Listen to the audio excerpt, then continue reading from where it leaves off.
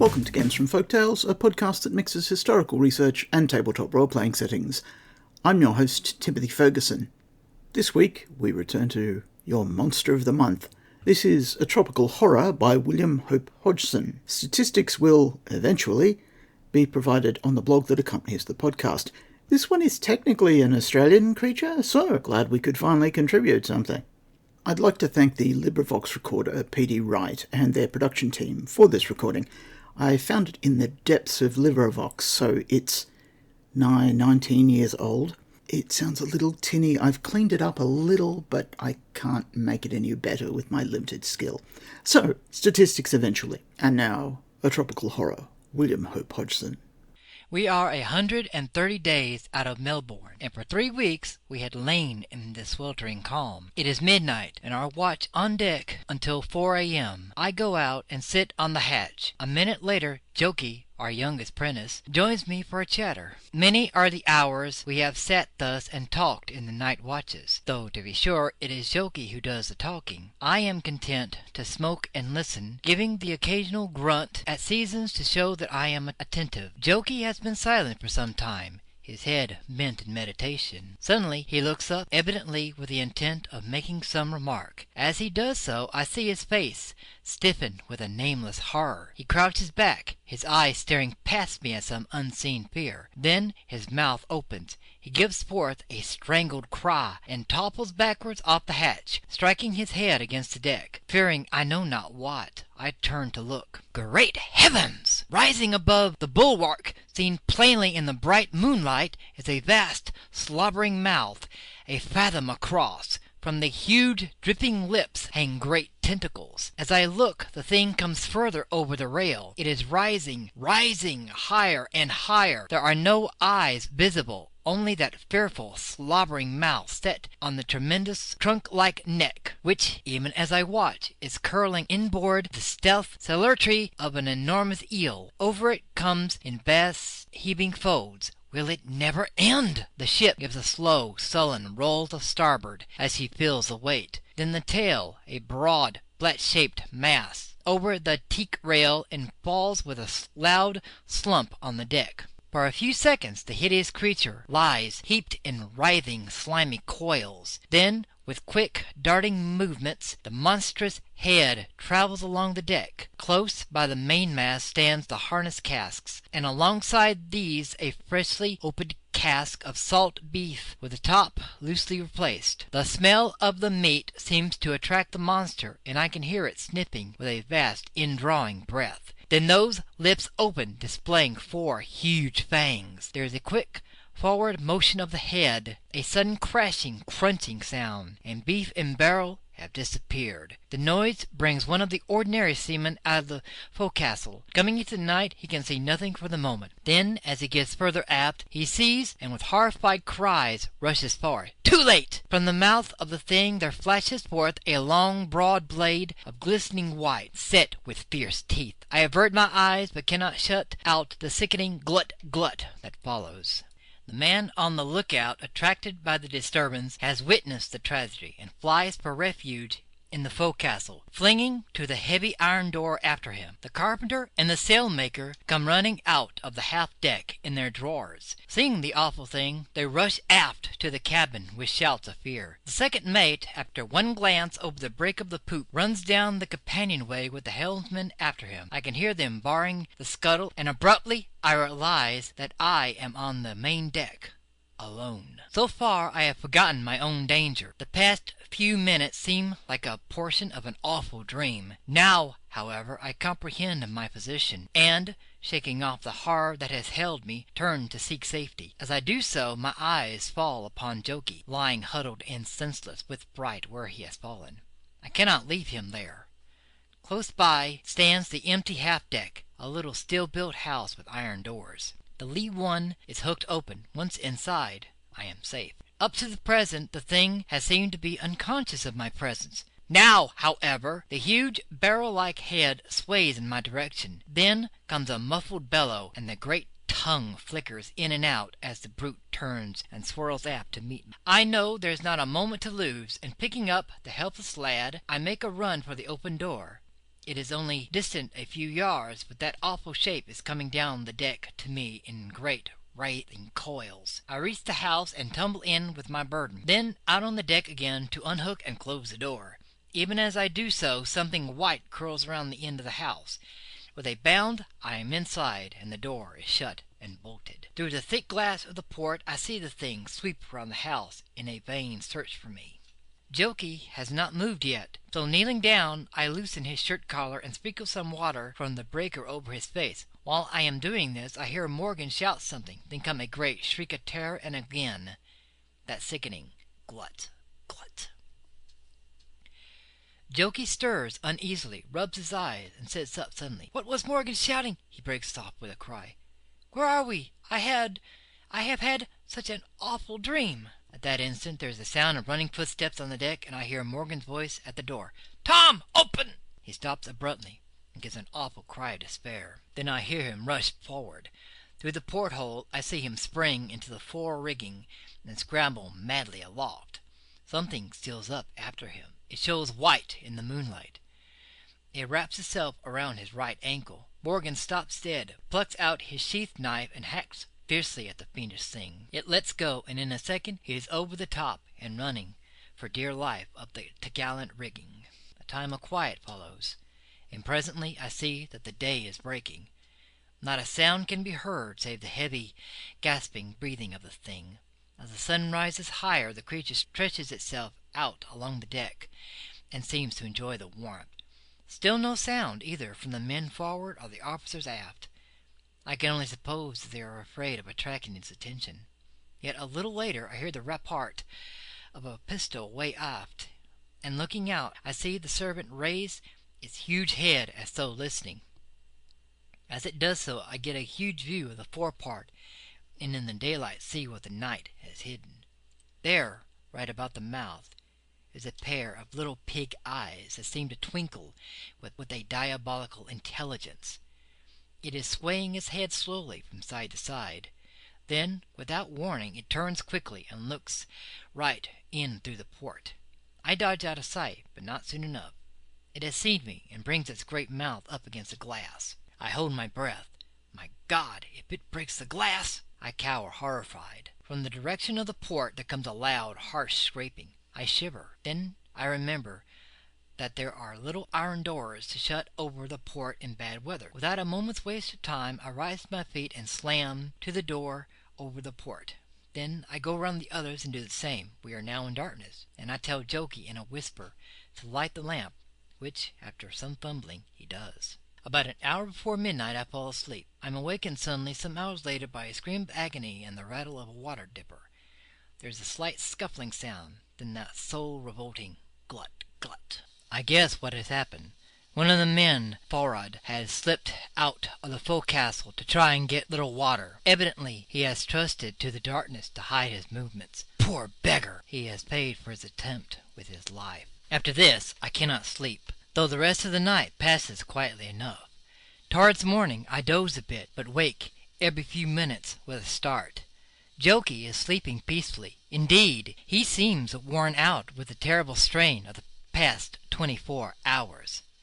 About 8 a.m. I call him, and we make a light breakfast off the dry ship's biscuits and water. Of the latter, happily, we have a good supply. Jokey seems more himself and starts to talk a little, possibly somewhat louder than is safe, for as he chatters on, wondering how it will end, there comes a tremendous blow against the side of the house, making it ring again.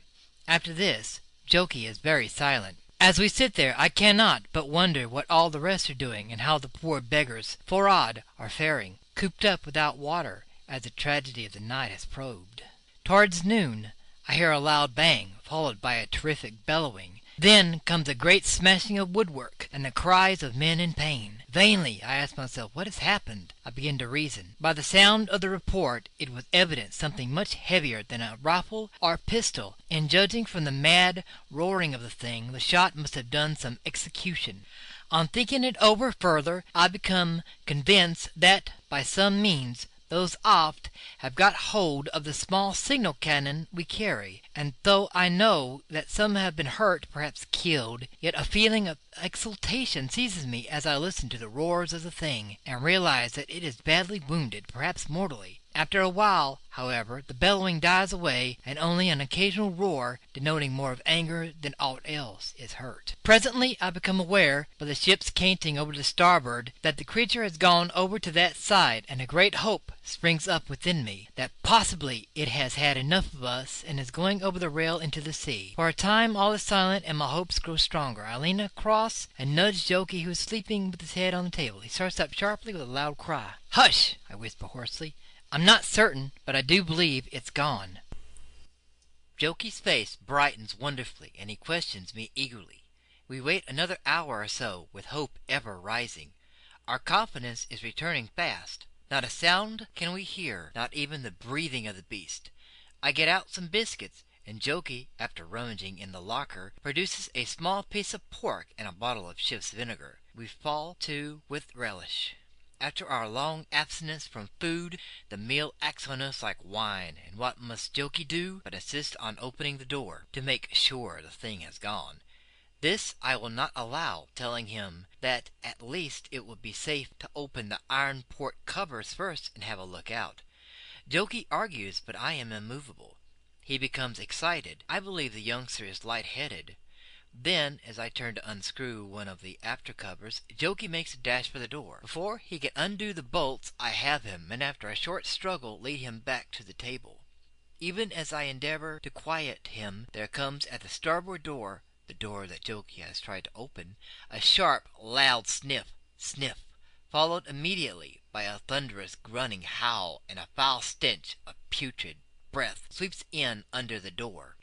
A great trembling takes me, and were it not for the carpenter's tool chest I should fall. Jokey turns very white, and is violently sick, after which he is seized by a hopeless fit of sobbing.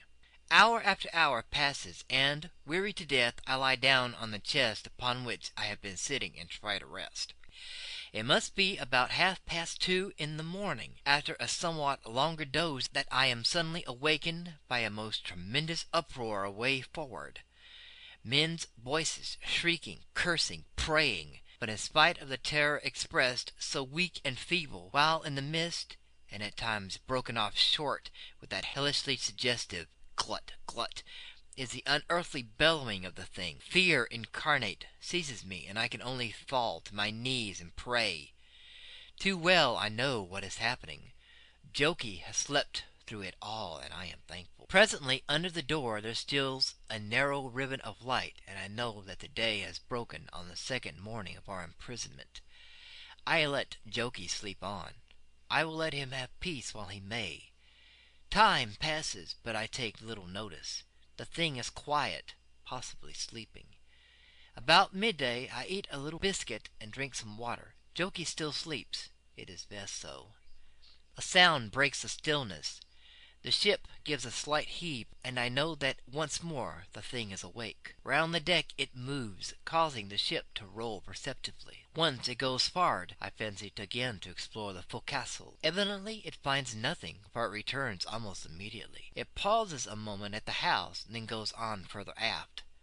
Up aloft, somewhere in the fore-rigging, there rings out a peal of wild laughter, though sounding very faint and far away. The horror stops suddenly. I listen intently, but hear nothing, save a sharp creaking beyond the after end of the house, as though a strain had come upon the rigging. A minute later I hear a cry aloft, followed almost immediately by a loud crash on the deck that seems to shake the ship. I wait in anxious fear. What is happening? The minutes pass slowly. Then comes another frightened shout. It ceases suddenly. The suspense has become terrible, and I am no longer able to bear it. Very cautiously I open one of the after port covers and peep out to see a fearful sight. There, with its tail upon the deck and its vast body curled around the mainmast, is a monster, its head above the topsail yard and its great claw-armed tentacles weaving in the air. The first proper sight that I have had of the thing. Good heavens! It must weigh 100 tons. Knowing that I shall have time, I open the port itself and then crane my head out and look up. There, on the extreme end of the lower topsail yard, I see one of the able seamen. Even down here I note the staring horror of his face. At this moment he sees me and gives a weak, hoarse cry for help. I can do nothing for him. As I look, the great tongue shoots out and licks him off the yard, much as might a dog a fly off the window pane. Higher still, but happily out of reach, are two more of the men. As far as I can judge, they are lashed to the mast above the royal yard. The thing attempts to reach them, but after a futile effort it ceases, and starts to slide down, coil by coil, to the deck. While doing this, I notice a great gaping wound on its body some 20 feet above the tail. I drop my gaze from aloft and look aft. The cabin door is torn from its hinges, and the bulkhead, which, unlike the half-deck, is of teakwood, is partly broken down. With a shudder I realize the cause of those cries after the cannon shot. Turning, I screw my head round and try to see the foremast, but cannot. The sun, I notice, is low and night is near. Then I draw in my head and fasten up both port and cover. How will it end? Oh, how will it end? After a while, Jokey wakes up. He is very restless, yet, though he has eaten nothing during the day, I cannot get him to touch anything. Night draws on. We are too weary, too dispirited to talk. I lie down, but not to sleep. Time passes. A ventilator rattles violently somewhere on the main deck, and there sounds constantly that slurring, gritting noise. Later I hear a cat's agonized howl, and then again all is quiet. Some time after comes a great splash alongside. Then for some hours all is silent as the grave. Occasionally I sit up on the chest and listen, yet never a whisper of noise comes to me. There is an absolute silence. Even the monotonous creak of the gear has died away entirely, and at last a real hope is springing up within me. That splash, this silence. Surely I am justified in hoping. I do not wake Jokey this time. I will prove first for myself that all is safe. Still I wait. I will run no unnecessary risks. After a time I creep up to the altar port and will listen. But there is no sound. I put up my hand and feel at the screw. Then again I hesitated, yet not for long. Noiselessly I begin to unscrew the fastening of the heavy shield. It swings loose on its hinge, and I pull it back and peer out. My heart is beating madly. Everything seems strangely dark outside. Perhaps the moon has gone behind a cloud. Suddenly a beam of moonlight enters through the port, and it goes as quickly. I stare out. Something moves. Again the light streams in, and now I seem to be looking into a great cavern, at the bottom of which quivers and curls something palely white. My heart seems to stand still. It is the horror! I start back and seize the iron port flap to slam. As I do so, something strikes the glass like a steam ram, shatters it to atoms, and flicks past me into the berth. I scream and spring away. The port is quite filled with it. The lamp shows it dimly. It is curling and twisting here and there. It is as thick as a tree, and covered with a smooth, slimy skin. At the end of it is a great claw, like a lobster's, only 1,000 times larger. I cower down in the farthest corner. It has broken the tool chest to pieces, and with one click of those frightful mandibles, Jokey has crawled under a bunk. The thing sweeps round in my direction. I feel a drop of sweat trickle slowly down my face. It tastes salty. Nearer comes that awful death. Crash! I roll over backwards. It has crushed the water breaker against which I faint, and am rolling in the water across the floor.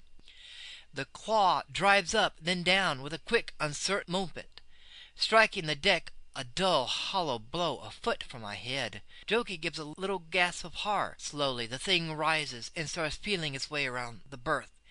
It plunges into a bunk and pulls out a bolster, nips it in half and drops it, then moves on. It is feeling along the deck. As it does so, it comes across a half of the bolster. It seems to toy with it, then pick it up and takes it out through the port. A wave of putrid air fills the berth. There is a grating sound, and something enters the port again, something white and tapering and set with teeth. Hither and thither it crawls, rasping over the bunks, ceiling, and deck with a noise like that of a great saw at work. Twice it flickers above my head, and I close my eyes. Then off it goes again. It sounds now on the opposite side of the berth and nearer to Jokey. Suddenly the harsh, rasping noise becomes muffled, as though the teeth were passing across some soft substance. Jokey gives a horrid little scream, then breaks off in a bubbling, whistling sound. I open my eyes. The tip of the vast tongue is curled tightly around something that drips, then is quickly withdrawn. Allowing the moonbeams to steal again into the berth, I rise to my feet. Looking around, I note in a mechanical sort of way the wrecked state of the berth, the shattered chests, the dismantled bunks, and something else. "Jokey!" I cry, and tingle all over. There is that awful thing again at the port. I glance around for a weapon. I will revenge Jokey. Ah, there, right under the lamp, where the wreck of the carpenter's chest strews the floor, lies a small hatchet.